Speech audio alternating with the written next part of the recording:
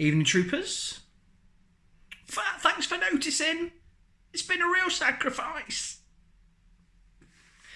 This video is a direct, not response, but kind of a sequel side call to a video that ThatJunkman, link below, just done about Star Wars board games. I've got a Star Wars board game, and it's the Star Wars board game, Escape the Death Star. And like a lot of Star Wars stuff, it's got a bit of a story to it. So let's have a quick look at it. It's laid out here on the table. So you've got the R2-D2 spinner, and that lets you, that's essentially your dice. And then you've got the board game itself, and the playing pieces. So what we've got first, we've got Han and Chewie, and Luke and Leia. Now, I think Han, I don't know whether you can see this, I'll do a focus close-up at the end. I think Han looks wicked. Chewbacca's not bad, but Luke doesn't look like Mark Hamill at all. Carrie Fisher's not very good, and Princess Leia. But if you notice, they're in their throne room costumes from at the end. So it implies that you've escaped the Death Star already and destroyed the Death Star, and this is kind of a reminiscence. I don't know. But the essence of the game is you start in the trash compactor, and you've got to fight your way through the Death Star. You've got to get to the control room to get the plans, and you've got to get to the tractor control to turn the tractor control off. So there's a lot going on, and it changes gear once you escape the Death Star, and it turns into a dogfighting game, which is wicked because it's almost like a level 2. It's a really good game. The story behind it's quite interesting because obviously Star Wars was just like,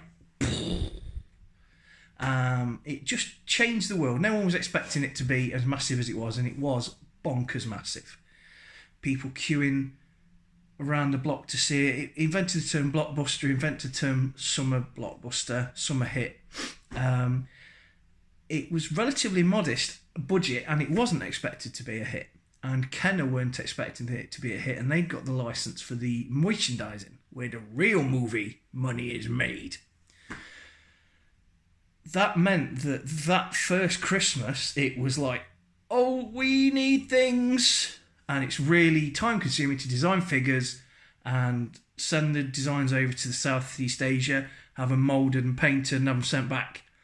And they didn't have time to do that. So they did two things. The first thing they did was that infamous early bird thing, where you bought a cardboard box and you sent a certificate away, and you sent them the certificate, and they promised to send you back 4 figures.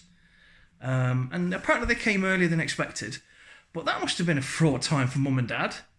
Right, we bought a cardboard box that's got a Luke Skywalker membership card and some tut for about $10, which was probably about 20 quid, maybe more. And then at some point in the future, they're going to mail us a figure. Yeah, right. So that must have been stressful. The other thing they did was they just churned out as much cardstock stuff as they could, because I'm assuming they could have that printed fairly easily, maybe even in the United States. So there'd be a very stressful couple of days for a graphic designer designing it all, and a games designer, and then it'd just be sent off to a printing works and have as many made. So there's no dice in this because that adds to cost. That's why we've got the R2-D2 spinner. Let's have a look at the R2-D2 spinner. So this is the R2-D2 spinner. It works actually. A dice would be better, but if you notice that it only goes up to 3. So you'd need to print a specially made dice, because not everyone's got a 1 to 3 dice. So you're adding cost, so it was easier to make this spinner. The spinner works quite good. I assume that planchette, that's the word, planchette, I'm going to say that.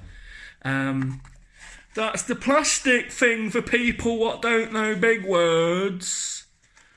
I assume that's been used on lots of other games, or they just stamped it out, a bit of loose crap they had out the back of Kenner headquarters. And then you've got the playing pieces. So this is Luke and Leia. The classic pairing Luke and Leia, and the classic pairing of Han. How good's Han there? Oh, let me focus. Oh, Oh, it's not focusing. Is it focusing? Oh, it's not focusing. Anyway, Han's really good. Chewie's alright as well. Luke and Leia, not so good. The board itself's pretty nice.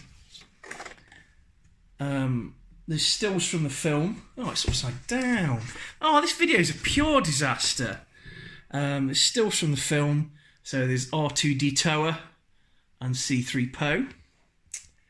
And then some stormtroopers there running around getting bad shots. And Obi-Wan, Ben Kenobi. And then you start down there in the trash compactor. And then you head... So once you've got to the... What the hell's an aluminum falcon? Why are all my videos about the Millennium Falcon? I really like the Millennium Falcon. So once you get to the Millennium Falcon, then you've got this dogfighting section where you've got to basically kill those TIE fighters. And then you get to the Yavin base. So it's definitely not escape the Death Star. It is escape the Death Star. It's not destroy the Death Star. I believe there was a destroy the Death Star game, which is probably... That'll be a fun game to play right after this. So then you get some cards as well. These are the Death Star plans. And it shows the trench. The trenches. I was in the trenches. I was pepper gassed. You will never believe it. I had the mustard gas in my throat. And I had some roast beef. It was fantastic. I don't know. I don't write this down, you know. I just do it. That's part of the charm. Rough around the edges. So they're Death Star plans, and then there's some... Obi-Wan Kenobi, weirdly, looking a bit like Ewan McGregor. That's turning the tractor beam off. And then there's some consequence cards like you get in a lot of games. If you land on the wrong square, it says, oh, you've got to do this. And then stuff happens. Stuff happens on the card. So, for instance, R2-D2 and C3PO show you a shortcut. Move to the control room. That's probably quite handy. But then there's bound to be a kick in the bollocks one. Stormtroopers are closing in. Move back 4. So there's artwork on every card, and it's not bad actually. And the artwork and the printing's quite good. And it was made in 1977, so it's actually as old as me. Yes, I'm quite old. And I got it from... I've got the box. The box is a bit tatty, but I've got it. And there's some nice artwork on the box as well. So, in all, it's a nice little product. And from what I gather, it's not mega expensive. And it is a fun game. You can really screw your buddies over, because if you land on one of your buddies' squares, they have to go straight back to the trash compactor. So that's quite a... So we have an in-house rule sometimes that you just, you share it. Because that could be, if you're in the later games, basically, if you're playing 2 against each other, if there's only 2 of you, because it can have up to 8 players. If there's only 2 of you, and you basically send them back to the trash compactor, that's you win.